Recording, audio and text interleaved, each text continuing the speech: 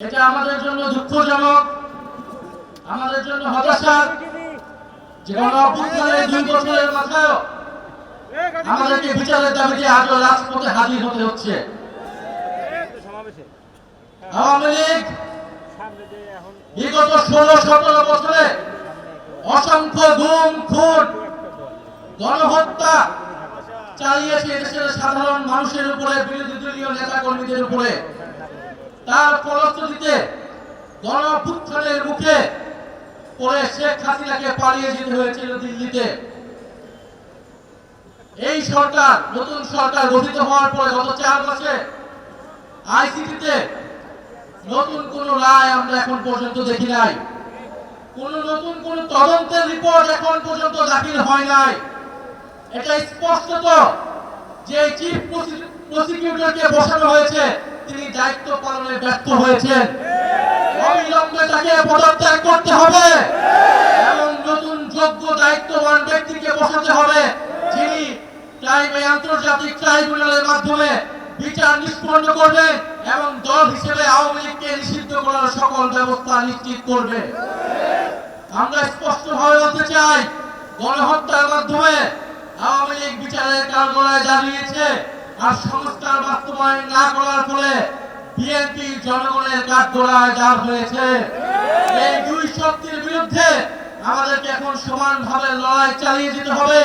সংস্কার, বিচার এবং বাংলাদেশের সার্বভৌমত্ব রক্ষার জন্য 11 দলীয় ঐক্যের নেতৃত্বে আমাদের এই লড়াই সংসদ এবং সংসদের বাইরে আমরা চালিয়ে যাব।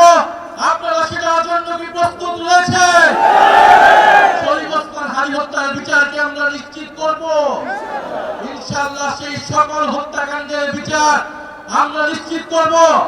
এবং আরেকটি কথা বলে দিতে চাই, আওয়ামী লীগ একটি ফ্যাসিস্ট, গণহত্যাকারী এবং সন্ত্রাসবাদী সংগঠন। আওয়ামী লীগ দেশের স্বাধীনতা, সার্বভৌমত্ব বিরোধী সংগঠন, যার আশ্রয় হয়েছে দিল্লিতে, কারণ আওয়ামী লীগের শেকড় রয়েছে দিল্লিতে। আওয়ামী লীগ একটি ভারতীয় পার্টিতে পরিণত হয়েছে, আয়াগোড়ায় এটি একটি ভারতীয় পার্টি ছিল। ফলে আওয়ামী লীগের দেশে আসার, আওয়ামী লীগের রাজনীতি করার সুযোগ বাংলাদেশে 5ই আগস্টেই সমাপ্ত হয়েছে। যারা সমঝোতা করছে, যারা নতুন করে স্বপ্ন দেখছে আওয়ামী লীগকে রাজনীতিতে পুনর্বাসিত করার, তাদের পরিণতি আওয়ামী লীগের মতোই হবে। আমরা স্পষ্টভাবে বলতে চাই, আইনমন্ত্রী বিচার করা না করার কারণে তিনি স্পষ্ট ব্যর্থ হয়েছেন। স্বরাষ্ট্রমন্ত্রী নিরাপত্তা দিতে না পারায় তিনি ব্যর্থ হয়েছেন। তথ্যমন্ত্রী তিনি স্পষ্টভাবে ব্যর্থ হয়েছেন। আওয়ামী লীগের সুশীল সমাজকে তিনি মিডিয়া স্পেস দিচ্ছেন। এই সব কিছুই বাংলাদেশের জনগণ দেখছে।